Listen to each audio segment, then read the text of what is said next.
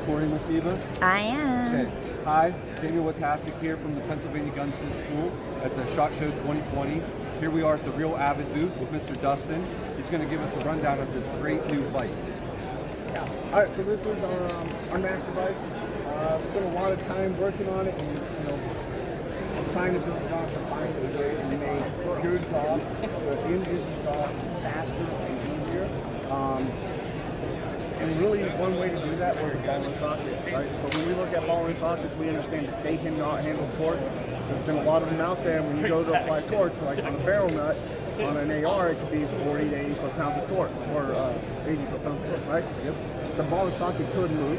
So we started just kind of innovating and everything. So what we're going to do first, I'm going to get the rifle in here. We got the grooves. So I'm running Picatinny or Arctic Swiss. So for bolt guns and all that stuff, Arctic Swiss is really taking off. So we'll get this guy in there first. Tighten that down. Then I'm going to loosen this guy up, and I got it locked. So I'm actually spin this 360 degrees and also drop it down and spin it 360 degrees. So for me, I do a lot of competitive shooting. And when I clean my guns, my wife would always get mad at me because I put the bore solvent in there and then I set it on the seat or I'd set it in trash and I would leave it there and it should smell of chemicals.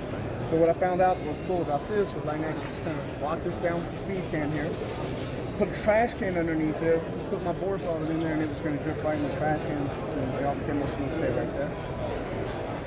So here's the ball and socket. And when I was talking about, foot-pounds of torque, what we're looking at is I have a torque lock pin here, and in our ball and socket we have two grooves, and they intersect each other like this.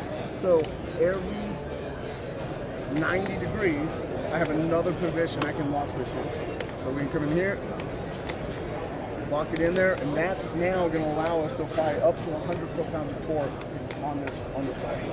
So whether you're going AR, bolt gun, whatever it is, it's going to handle it. So you're not relying on the clamp of the ball socket any longer. This is like your stationary Vise. Yeah. Now, so like you can see, I don't even have this tight right now. The speed cam is loose, but it's still locked in. It's not going to move anymore. Right, so we got it locked in this position, but I can actually bring it up, line up my groove, get that in, throw that in. It's now locked in there again. So you're back to new position, still being able to apply up to 100 foot-pounds of torque. So as you see, we do have it on the Arctic Swiss. There's other things, we got other grooves in there. So if you're working on suppressors, we all know suppressors starting to become more popular. How do I clean them? Where do I place it? The jaws there allow it, we got two different grooves, they allow it to clamp down on there and hold it. So for my suppressors, I was able to actually put it in there, break it apart, and then pull out the core so I can start cleaning my suppressor.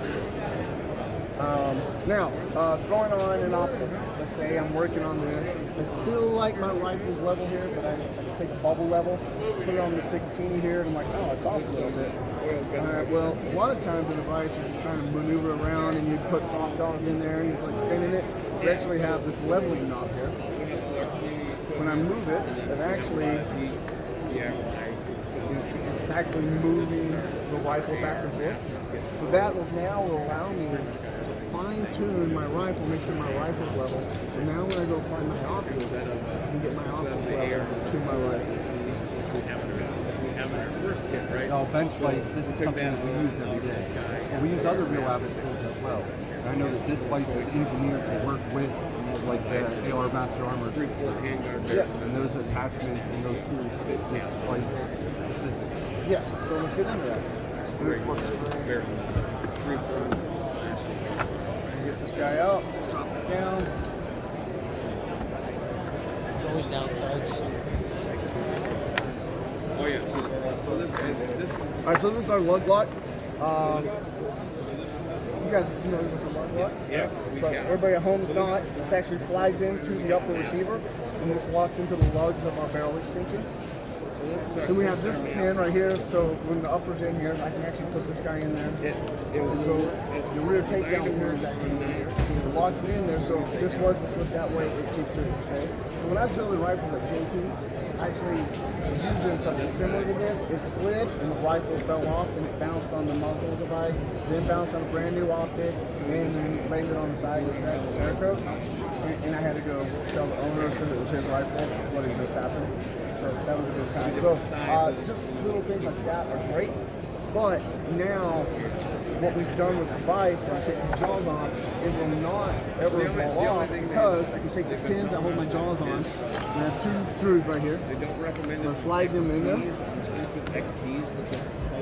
They look like this. Got my holes in here. I'm going to drop this guy in. Tighten this up.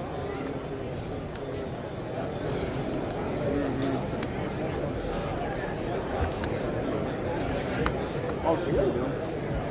So that's all locked in. It's Can't articulate anymore. Right. Yeah, and that's Yeah, it's not going to go anywhere, right? So like, bring this here.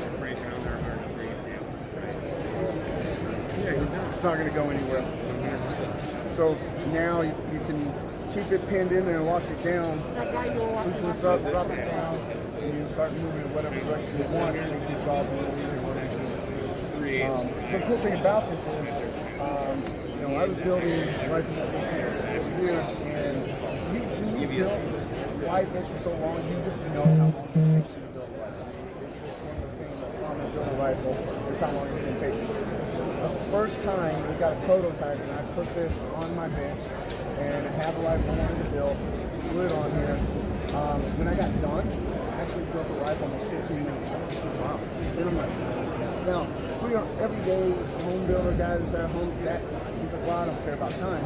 For a manufacturer, that could add up to a lot, right? We could push rifles out a lot faster. Or even if you're working on pistols, it works great on pistols as well. But the reason I bring that up is, if I'm at home and I'm working on this, the versatility that this Vise actually bring to the end user We're good. it's like literally like having that third hand that we've always wanted to have, because it just moves whatever direction we want. So we're not pulling the rifle out of the jaws and spinning it around and put it back in there. We're literally just loosening up the speed cam and spinning that hole in the socket to the other side. If it's on a lug lock there, I'm going to just spin it over, put it in, because every 90 degrees I can get it back in there.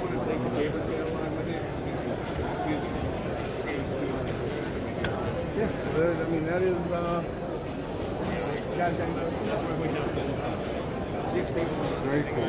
Make sure you see Real Avid for all your DIY gunsmithing needs. Thank you, Dustin. Hey, man, my pleasure.